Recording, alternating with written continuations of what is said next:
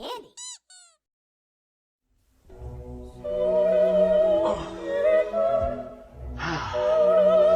Ready?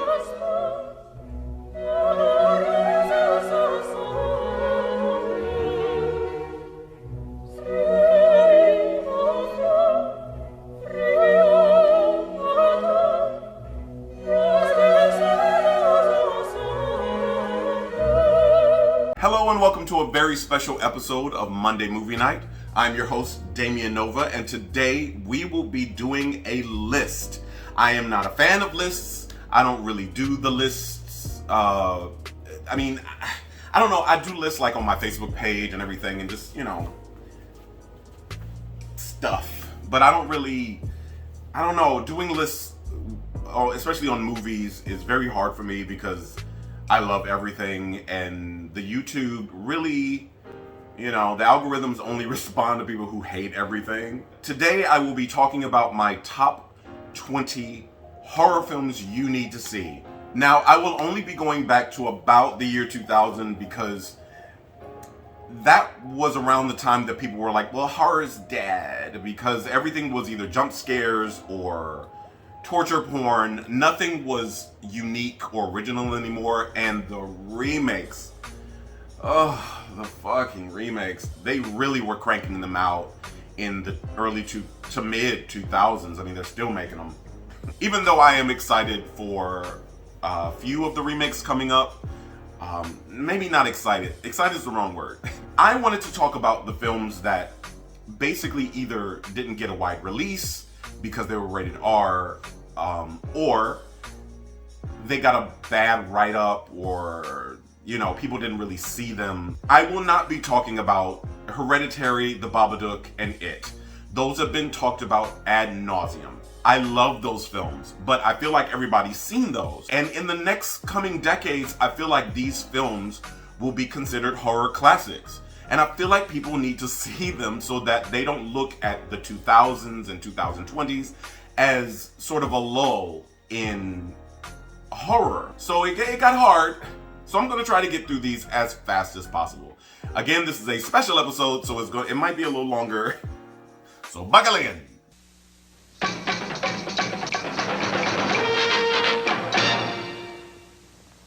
The top 20 modern horror classics you need to see. Number 20, VHS 2. I enjoyed VHS 1. I enjoyed the first VHS, but it's a hard watch. If you're really not into found footage films, this might not be for you. However, I feel like it takes the premise of found footage, especially during a time when VHS tapes are obsolete. I feel like VHS 2 really captures the horror in finding shitty VHS movies and them being haunted or whatever. This film is fantastic. I feel like the cinematography is fantastic. The acting is fantastic. It feels like a snuff film.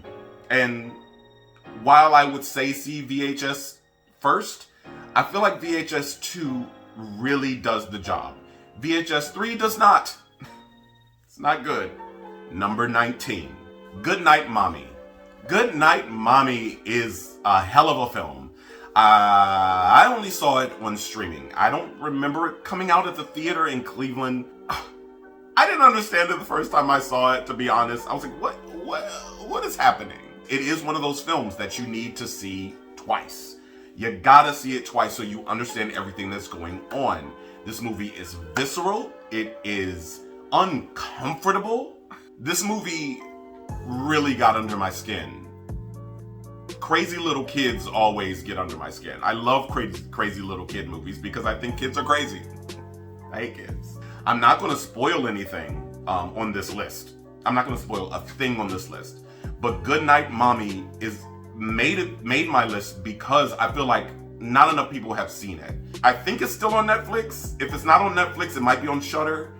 If it's not on either, go buy this. Number 18, Hush. Again, I didn't see this movie at the theater. I saw it on Netflix, and oh boy, what an uncomfortable movie. So this movie is basically about this deaf girl who is is being stalked by this man in this mask, and it's a home invasion film, and home invasion films are fun when they want to be fun, but this one is not fun. It's almost a mean film. It's not a happy-go-lucky horror film. This is horror on a human level at its finest. See Hush. Do not hesitate. I do believe this is still on Netflix. Watch it. Number 17. The Evil Dead. Okay. Or Evil Dead. See, because in the original it was The Evil Dead. I think this is Evil Dead. I think it's just Evil Dead. I'm not a fan of remakes. The Evil Dead, the original Evil Dead, is one of my favorite horror movies of all time. It is actually top 5 favorite horror movies of all time, because it's so visceral and weird, and it looks low budget, but they took low budget and made it interesting and violent and creepy as fuck. I mean, the tree rape scene. Ugh. What the remake does is it takes everything that is popular now, so torture porn, jump scares, all the things that are kind of popular now, and puts them into the Evil Dead universe, and somehow it works.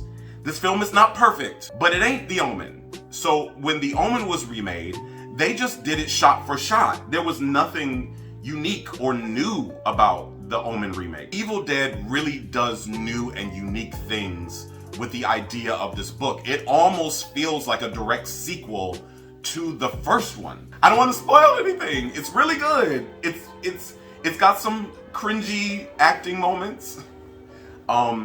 And some of the decisions made in this movie, just like in the original Evil Dead, are stupid. But I feel like it tries to recapture the "why are you doing that" of the original without it being a direct ripoff or a direct copy. It's really good. It was still produced by Sam Raimi, so he had creative control over it, and it feels like it. Feels like Drag Me to Hell, but better. Number 16. Contracted. Or Contracted. Contracted? Sure. Contracted is a gross little film, but it is very unique in its take on the zombie trope. It is body horror post Human Centipede and Saw. It's somewhere in there meets Day of the Dead or Dawn of the, or maybe even 28 Days Later. I mean, the shit that happens to this girl in this film almost feels supernatural, but there is science that explains it. There is another film that came out, I can't remember the name of it, but I actually went to the theater to see it, and it was more the same, it was the same movie, but it was about him becoming a vampire. In this one, she's becoming a zombie, and you watch this grim horror comedy, because it is a bit of a horror comedy, but you watch it and you're like, holy shit, what is happening? There are moments in this where you're like, well, if she's turning into something, wouldn't her body, oh, there it is. Oh, it is a fun little monster movie that I feel like not enough people have seen. It really surprised me on how good it was. Number 15. Would You Rather? I know that this one gets mixed sort of responses to it, but I feel like it's brilliant. Everything is tied in a neat little bow. All of the antagonists and protagonists, you don't really know who's who. It's a who's who. It's Clue meets Saw. Would You Rather almost didn't make this list because I feel like it's been talked about a lot as well. There are movies that are going to be missing from my list that I absolutely love, but that's not what I'm talking about. I'm not talking about the films I love. I'm talking about the films that I love that you haven't seen. Would You Rather is one of those movies that I feel like people have seen but did not digest properly. Well, why did she do this and why did he do that? It's like everything is answered. And the ending, oh, it gets better on the second and third watch. Really does. Much like Hereditary. Number 14, Bug. Now, I've talked about Bug before. Bug is I did a review of Bug a couple weeks back, so I'm not going to talk too much about Bug, but I will reiterate that this is one of the best horror movies to have come out in the last 20 years. We had 20 years of fantastic horror films, and Bug is really that girl. She's that underrated underdog that I still feel like people should see. Click the link here and watch my review of that, because I get more in depth in it. I got a few unlikes on that. People didn't like my review of it. I don't care. But I love that movie. Number 13, Us. Again, another movie that gets better on second and third watch. Jordan Peele has become sort of a horror giant now. I mean, he's running up there with the likes of Clive Barker and, John Carpenter. I feel like he is making solid, legit, competent horror. It's not perfect. It's not. It leaves you with questions. But that's what good horror is. This movie really does leave you wondering what happens at the end. I don't think we're going to get an Us 2. And I don't think we need one. I think everything was wrapped up in a bow with some loose hairs sort of dangling. But what a competent horror film. And I know competent doesn't really say much about the film, but when you think of stuff like The Bye-Bye Man and Truth or Dare, those are not competent horror films. This is a competent, sharp, and smart horror film. It is not perfect, but it is tremendously enjoyable and entertaining. It also makes you think. Get Out is a little bit more straightforward. Us is a lot more existential. And I feel like that was the disconnect. I'm down for that. I'm down to think and have a discussion without making a think piece. I'm looking at you, Midsommar. Number 12, Youre Next. Again, another home invasion film that does something completely different. I enjoy a film that gives us a strong female lead. I never was annoyed by this girl, and I was never aggravated by the choices made by the people in this house. This film is smart, it's witty, it's fun, it's energetic, and it's visceral and violent. Everything I need in a horror film. Youre Next is top tier horror that I feel like a lot of people didn't see because there was a lot of home invasion films that came out around this time. One home invasion film in particular overshadowed it because they came out around the same time. But Youre Next is, I feel like it's a superior film. Number 11, The Visit. Oh, M. Night Shyamalan. Of course, there was a time there where his films were, let's just say, divisive. I don't hate The Village as much as everyone else does. I don't necessarily like it, but I don't hate it. I liked his first few, However, The Visit was spot on. Yes, it has a twist because that's his thing, but, the twist is definitely darker than his other films. It's solid, and then when you figure it out, it's like, oh, you kind of figure it out halfway through the film, but you don't really know to the extent. It's definitely a return to form for M. Night Shyamalan. I respect him as a filmmaker. I respect him as a writer. I think he's a little pretentious, and I think he has his head up his ass. But the Visit definitely shows that he's like, oh, you wanted a twist, huh? It's the. Number 10, Gretel and Hansel, or Gretel and Hansel, which I don't know what they wanted us to expect when watching the trailer for this film. Sort of the symmetry of the way they showed everything caught my attention. It looked magical, it looked dark, it looked sinister, and it did not disappoint. This film is magnificent. It's got some problems. And you know what? I know why it's so low. It's our Gretel. I'm taken out of the film a little bit by her accent. She has this sort of Midwestern white girl accent, and everybody else in the film is old English or old German or old whatever, wherever this is supposed to be. Her voice takes me out of it. It's like having an Emma Frost without a fakey British accent, which we got, and it took me out of the film. The witch is cosplay gold. She wasn't even crazy. It wasn't like Wicked or anything. It was just very... I love this movie.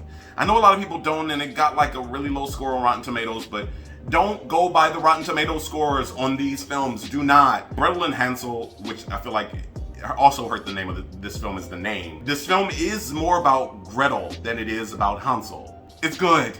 Fuck, it's good. It's so good, and I feel like, watch this movie, it's good. Number 9, A Dark Song. I have to convince people to watch this movie. And so I'm putting it on my list. Boy. Oh boy. People may have like skimmed past it, and I think a lot of it has to do with the title of it. What a film. I mean, this is a film, and it keeps you guessing. This film got in my house. You know what I mean? Like sometimes, like when you watch a horror movie, after the horror movie you hear creaking or a shadow makes you jump. I can't tell you the film's plot because if I tell you the film's plot, I gotta spoil the movie. You need to see it. I think it's still on Netflix. If it's not on Netflix, try Shudder or Hulu, but I really believe it's still on Netflix. Watch this movie. It's a slow burn. So if you don't have good attention skills, you'll miss something, but you need to see this movie. Number 8, Hatchet. So I'm gonna just say Hatchet 1. Because as much as I enjoyed Hatchet 2 and 3, I have not seen the origin story yet. I don't think I will. But the original Hatchet, it is a parody of sorts of slasher films, and I mean all slasher films. You see references to Friday, to Nightmare, to Halloween. The kills are hilarious. If you want a horror movie about a big, scary, unstoppable man killing people in the woods in wild and imaginative ways, Hatchet is for you. It's so much fun, and it's gross and violent and over the top, and it's great. It actually has some really dark moments, but for the most part, it is Evil Dead meets Friday the 13th meets Nightmare on Elm Street meets Halloween meets... This is definitely a film that every horror person or horror head needs to see. Number 7, Antichrist. Now, this is a almost direct contrast to Hatchet, where two people go into the woods after the death of their child and proceed to abuse each other. It is horrific. I feel like it's a Joker origin story. This film is nuts. Antichrist walked so Hereditary could run. I would even say people who love horror, this may not be for you. I don't know who it was made for, to be quite honest. It goes supernatural towards the end, but it's more symbolic. It's very Kubrick. It is depressing. It is violent. It is visceral. It is uncomfortable. They took some ideas, baby. Yeah. Number 6, The Void. This movie is it's science horror. It's science fiction horror. It is a thinker. And I had to watch it about 4 times. The first time I saw it was with my ex Jared, and we actually had a full like 2-hour discussion after the film. When it came out, it sort of came out to rave reviews and then nobody saw it. Really, that movie. There is an alternate universe, I guess, portal in the back of this hospital. It's not for everybody. It is divisive. I don't feel like everybody's gonna like it. Even the people that follow me, I don't think you're gonna necessarily like it. I'm gonna recommend this film because it definitely changed my mind on what horror was. Because I forgot about a lot of what we would consider space horror or science fiction horror. Sci-fi horror tended to be ghost ship out in space or aliens, you know, terrorizing a space crew. It gets pretty scary in this one. I actually had a couple moments where I was like, ugh. I think it's kind of perfect. It's a little existential again. It's a thinker. So, you know, take your time. Don't be doing weed when you watch this. Don't do any like psychotropics because you're gonna make a think piece. You're gonna write a dissertation. It's that movie. Number 5, The Neon Demon. Another divisive thinker. This movie is a slow burn, but the cinematography in this and the idea of it, sort of the witchcraft subtext of it, the horrors of the fashion industry of it, it feels like a 60s horror film with very Kubrickian in that, you know, you don't really understand what happens at the end, but you do, and you can kind of come to your own conclusions. Is this Suspiria? What is this? It has that old meets new sort of Dario Argento energy to it. And just like Opera and Suspiria and Tenebrae and even Demons, like it has that, these old ideas and these old ways, these old practices are now are still very woven into the fabric of our newness, of technology, of industry, of capitalism, and it does it really well. It's a thinker, so take your time. Do not walk away from this film because when you come back, you're gonna be like, what happened? And the last 10 minutes of it is definitely like, what? I saw it and I applauded. It was like 5 people in the theater and who cares who applauds at I'm one of those people. Black Swan. Applauded at Black Swan. I think everybody applauded at Black Swan. Actually, this is very much akin to Black Swan meets Suspiria. It's very that. Please see this movie. I beg people, and whenever somebody comes over my house and they're like, ooh, let's watch a horror movie, I always put in The Neon Demon. It is phenomenal. Number 4, Train to Busan. Now, I knew you had to know that something Asian was going to end up on this list. It was actually really hard because there are a lot of Asian horror films that I've seen that I absolutely love, but they would not have made my top 20 of the last 20 years. Mainly because of translation. I feel like there were some of them that I just didn't understand. Train to Busan is very straightforward. It's a very straightforward film. It is heartbreaking. That ending is heartbreaking. When was the last time I cried at a film, let alone a horror film? I think the last time I cried at a film was,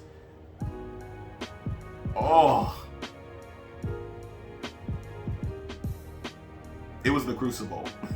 Anyway, so it feels like your run-of-the-mill zombie film. But when they say Train to Busan, when that title comes up, that is exactly what this film is. There are parts in the middle of this film that will break your heart. Full break your heart. It got a physical response out of me. Very few horror movies get a physical, emotional response. It will ruin your day. It will ruin your day. One of the greatest zombie films ever made. And I don't, you argue with me all you want. Man, this movie is so good. It's so good. And it's not just zombies. It is the human experience. It gives us the same thing that Dawn of the Dead gave us. It puts us in the shoes of the human characters in this film, and it will ruin your day. Number 3. Oh boy. A Serbian film. I feel like the reason a lot of people have not seen this is because it is very scarcely available. There's a reason it was banned in a ton of countries, and like a list, like it's on the high end of the banned list. And if you've ever seen this movie, you know why. This movie got a physical response out of me. I was in bed, just to give you a heads up. I had to illegally download this movie. I've since bought it on Blu-ray, but I had to illegally download this film because everybody was talking about how horrifying it is and how disgusting it is and how it will change your life and how after seeing it, it will basically ruin you for horror films. These are all true statements. It ruined my day, it ruined my week, and it definitely ruined me for films, for horror films especially. Oh my God. It ruined me. Not because it's so extreme that everything after it feels light. It does everything. The only thing it does not do is supernatural. And of course, monsters or whatever. It really holds a mirror up to the monstrosity of human beings. It really shows us how disgusting we are. It is an extreme version, don't get me wrong. I was in bed watching this film, and that ending, the ending of that movie made me jump out of bed.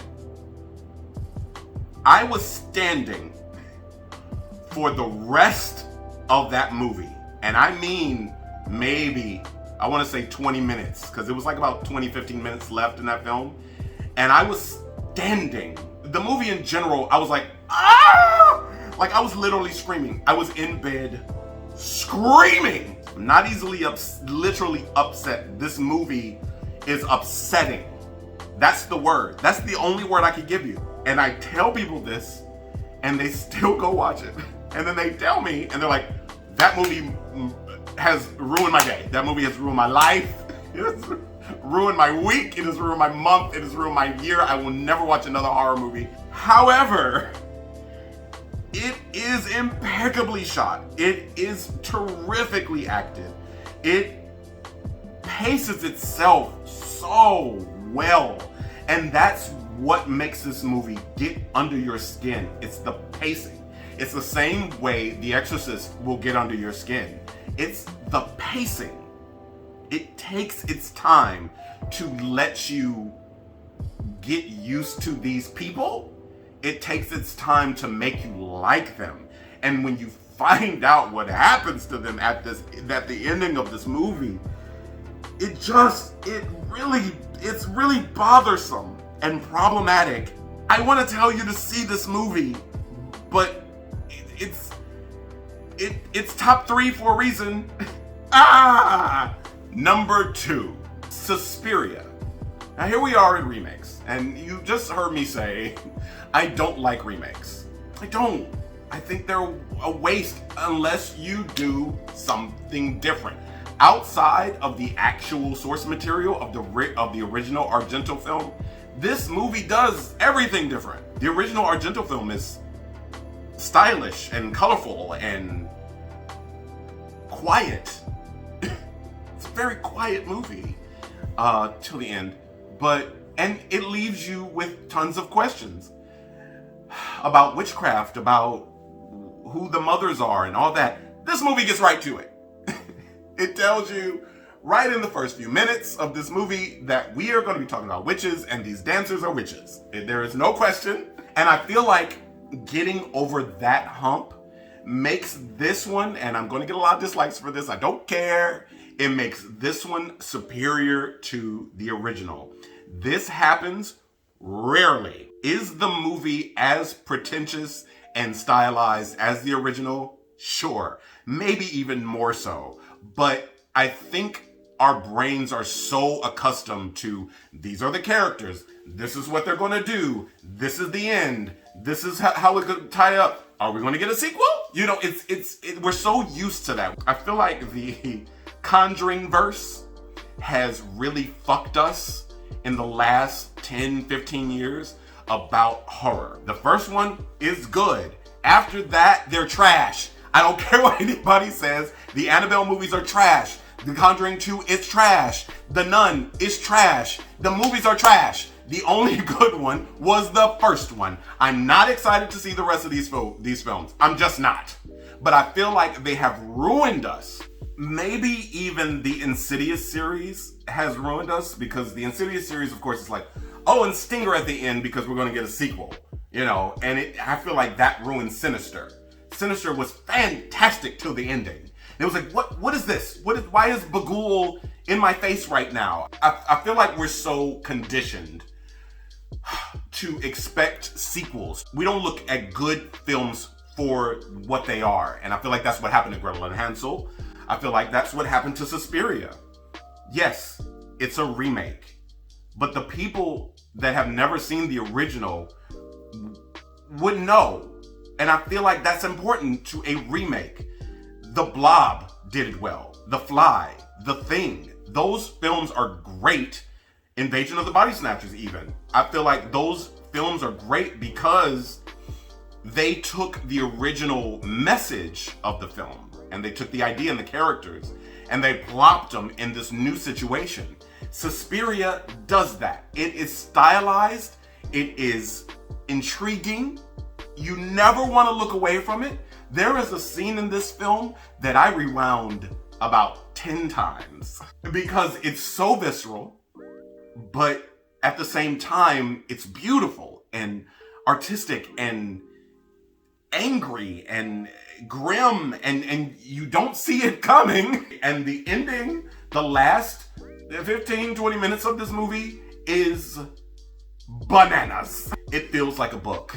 It reads like a book. It flows like a book. There are moments where it gets a little too quiet, but then it lets you get adjusted to these characters. It, just like Serbian film, it helps you get adjusted to these characters and makes you care. It's divisive.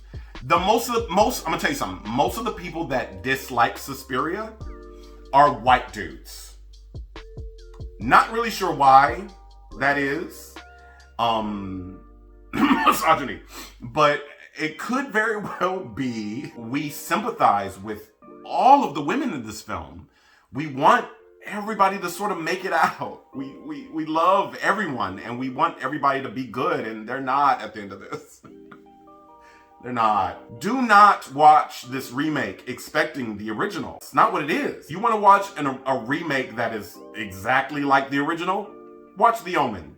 The Omen remake is the same movie, and that kid can't act. Before I get to my number one pick, I wanted to talk about a few honorable mentions. There were a lot of films that I went through and watched for this list. That's why it's so long. I feel like people are going to be like, well, what about this? And what about this? And what about this? No, it will not be the popular movies you think I'm about to put in my honorable mentions. Here are my honorable mentions. Audition. Child's Play. Mother. Ouija 2. Frozen. We Are What We Are. Green Room. Clown. Dead Silence. And my number one horror movie of the last 2 decades I feel like you need to see is number 1, The Witch. I know a lot of people that have seen this movie. I know a lot of people that didn't understand this movie. And I encourage you to watch it again. I encourage you to watch it 2, 3, 4, 5, 6 times because this movie has layers. It's not just, this is the thing that it is. This is the evil. It is layered, and it will leave you wondering who was evil here. Yes, it does get to the part where something happens and you're like, oh, that's why all this shit was happening. But it's so indirect, it's so subversive in your ideas of what a movie about a witch is supposed to be about. I feel like the title of this movie hurt it, because the way it's spelled is old-timey English. It's colonial English, and it's like 2 V's instead of a W. So it's and people are like, well, is it the Vivitch? Is it the people were trying to make this movie more concrete than it actually was. It is subliminal. The horror of this film is the claustrophobia. It is the human condition. It's grim. It's horrifying. It's brilliantly shot and acted. My God. So when I went to the theater to see this, and it was about 3 people in the theater when I went to go see this. And I remember when they started speaking, because there are no subtitles, right? I remember when they started speaking, and I had to adjust because it uses a lot of authentic colonial language. So much like reading The Crucible, because the movie The Crucible and the play The Crucible sort of gives us some modern English in there, whereas this does not. It expects you to adjust your ears to understand what they're talking about. There are things that are very cut and dry, but sometimes they'll say something, you're like, what? Context clues. This movie relies on context clues for you to understand what exactly is happening to this family. And once you get to the ending of it, you are caught up. You're like, yep, I got it. But what a film. This movie deserved more. This movie deserved an Oscar nomination. Not that the Oscars is a gauge for anything, but if you had to gauge it by awards ceremonies, the Oscars would definitely be it. It is fantastic. It may be one of the best horror movies ever made. And if you have not seen this film, shame on you. And I could not think of a better movie to be my number 1. So thank you again. I know this was a long one. But thank you again for joining me here on Penny Candy at Monday Movie Night. This will be the last Monday Movie Night for a while, so please like, comment, subscribe. Go back, watch my other reviews. I will be back around the spring to bring you more movies, because there are movies coming out this year that I definitely want to talk about. Maybe just do I definitely want to do more reaction videos, but there are some movies coming out this year that I need to sort of buckle in and watch. So thanks for staying up on the channel. I love you people. I really do. You people. I really love doing this, and I want to bring you more stuff. This is genuinely fun for me. So whatever. So I'll see you next time here on Penny Candy. Deuces. Penny Candy.